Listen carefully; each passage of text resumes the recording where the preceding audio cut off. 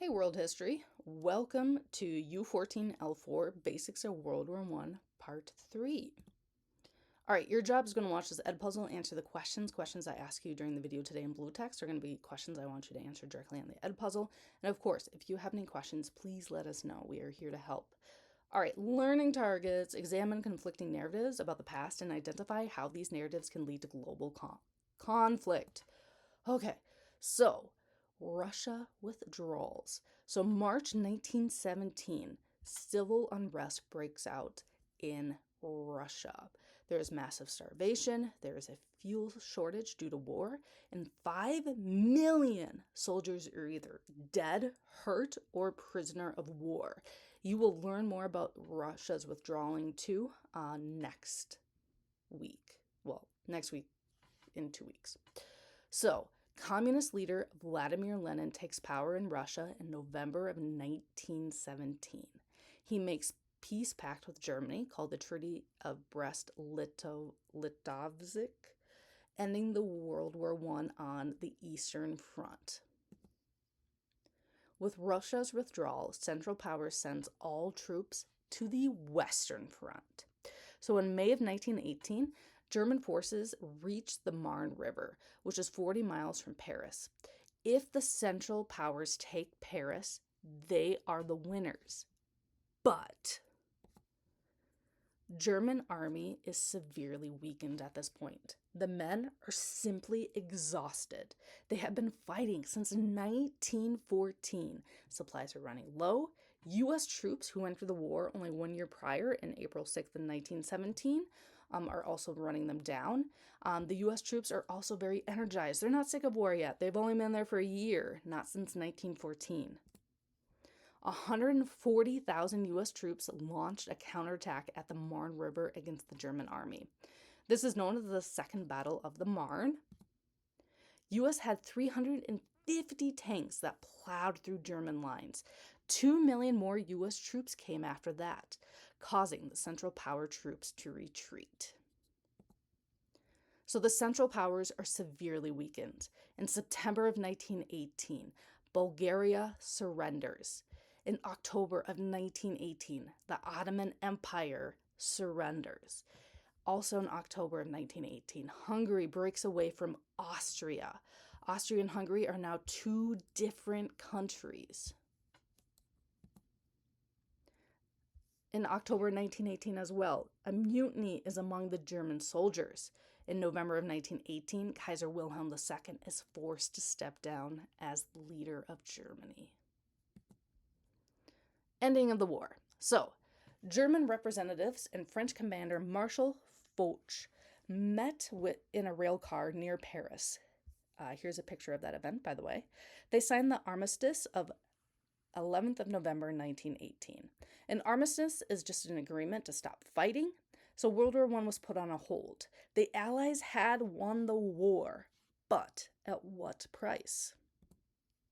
So here is a kind of pie chart that I got from your textbook, actually. So the total number of mobilized troops, there were 65 million troops involved out of both sides of the war. 8.5 million soldiers were dead on both sides of the war. Wow, that's crazy. So that means there was a 7.6% chance of death if you were a soldier in World War I. The Allied powers had a total of 42 million soldiers, and Central Powers had sent in a total of 23 million soldiers. And then it also breaks down here the battlefield deaths of major combatants. So the U.S. had the least amount of deaths at only 116,000. That is, they only fought the war for about a year. And then the Ottomans, Italy, British Empire, Austria-Hungary, France, Russia at 1.7 million, and Germany at 1.8 million. Wow. So, aftermath of World War I. The Allies need to make a treaty with Germany to officially end World War I. The four main Allies countries meet up to discuss a treaty, which is actually a picture right here. So the four main Allied countries, we have the Woodrow Wilson of the United States, so that's that guy right there. George Clemenceau of France, David Lloyd George of Great Britain, and Vittorio Orlando of Italy. Russia's not there due to the civil war that's happening, and Germany and other Central Powers were simply not invited. So Woodrow Wilson proposed a plan to create worldwide peace. It became known as the 14 Points.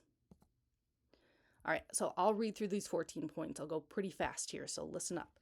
So the first one is open diplomacy without secret treaties. 2 is economic free trade on the seas during war and peace. 3, equal trade conditions. 4, decrease arms/weapons among all nations. 5 is to adjust colonial claims. 6 is evacuation of all Central Powers from Russia and allow it to define its own independence, because remember, they're going through a civil war at this time. 7 is Belgium to be evacuated and restored. 8 is the return of Alsace-Lorraine region and all French territories. And 9 is to readjust Italian borders.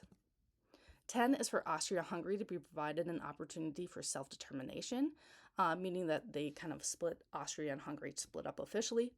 11 being redraw the borders of the Balkan region, creating Romania, Serbia, and Montenegro. 12 is creation of a Turkish state with guaranteed free trade in the Dardanelles, which is a water port. 13 is creation of an independent Polish state, and 14 is the creation of the League of Nations. All right, so the League of Nations. It is an international association. The goal is to keep peace among nations. It is to make decisions together as a world, not just individual countries. This would be the predecessor of what we know today as the United Nations. The Big Four made the final treaty for Germany to sign, ending World War I. This treaty would be called the Treaty of Versailles. Germany signed it on June 28, 1919, 5 years to the day after Archduke Ferdinand was killed. So the Treaty of Versailles, it included something called a war guilt clause. That is where Germany was forced to accept full responsibility for causing the war. Germany had to pay back reparations of 122 billion marks. Marks is like their version of our US dollar. Germany had to reduce their military to 100,000 men. Germany was also forced to return Alsace and Lorraine to France, which was 2 regions that they took. Here the map of Alsace. So as you can see, this is the region that borders Germany the most in France. Same thing with Lorraine. It also borders Germany. Germany had to give those back to France.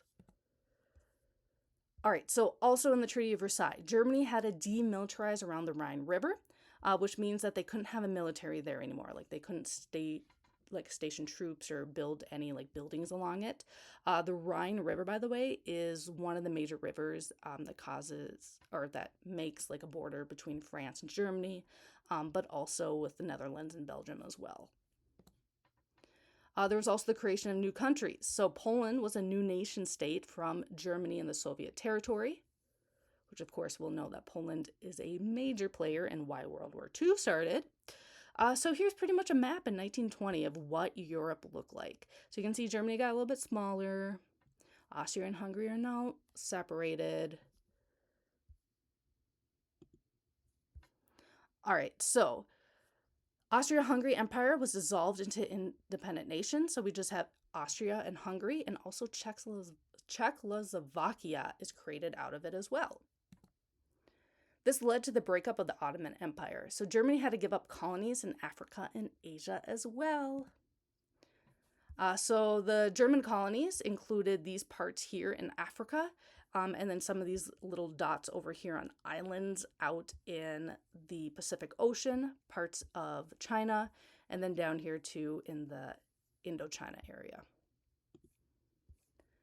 So the League of Nations ends by the end of World War II, so in 1946. The reason for this is because the U.S. Congress did not allow U.S. to join. U.S. Congress believed that it was a way to keep peace and to keep out of European affairs. Here's one of the famous comics during this time of the League of Nations. So as you can see here, we have Uncle Sam. We have all of these babies, which are supposed to be U.S. senators, pulling on his coattails. Uncle Sam wants to go to the League of Nations, but the Senate's like, nope, we can't do that. We don't want to get into European affairs.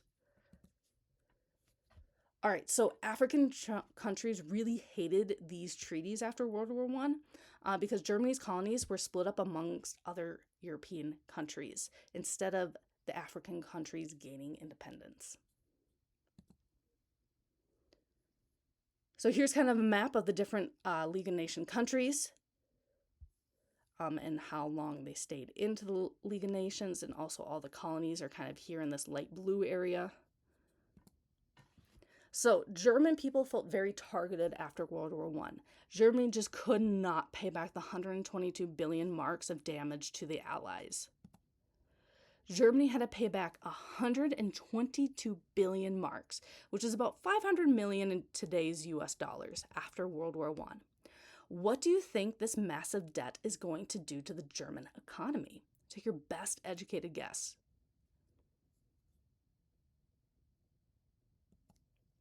It is going to cause hyperinflation.